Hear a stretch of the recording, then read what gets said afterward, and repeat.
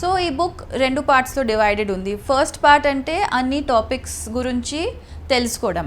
So cyber bullying, sexual harassment, work ప్లేస్లో ఎట్లా rights ఉంటాయి, మరి marriage, divorce, domestic violence, inheritance, అవి అన్నీ. సెకండ్ పార్ట్ అంటే టేకింగ్ యాక్షన్. సో ఇది తెలుసుకున్నాక ఏం చేయాలి దాని గురించి. So police complaint, court case, అవి అన్నీ సెకండ్ పార్ట్లో ఉన్నాయి.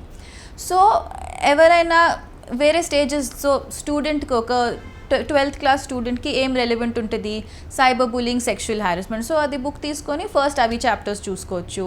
ఎవరైనా కొంచెం మిడిల్ ఏజ్డ్ వర్కింగ్ ఫీమేల్ ఉంటే తనకి ఆఫీస్లో లేకపోతే ఇంట్లో ఏమేం జరుగుతాయి అది రెలవెంట్ ఉంటుంది. సో తన ఆ చాప్టర్ ముందు చూసుకొని మరి వేరే చాప్టర్స్ చూసుకోవచ్చు. సో ఎవరికి ఏదైనా విషయంలో ఇంట్రెస్ట్ ఉంటే లేకపోతే అది దాని గురించి ఇంకా తెలుసుకోవాలంటే ఆ చాప్టర్ చదివి మరి మిగతా సో మన కన్వీనియన్స్ ప్రకారం, మన ఇంట్రెస్ట్ ప్రకారం చదువుకొని యాక్షన్ తీసుకోవచ్చు. ఓకే.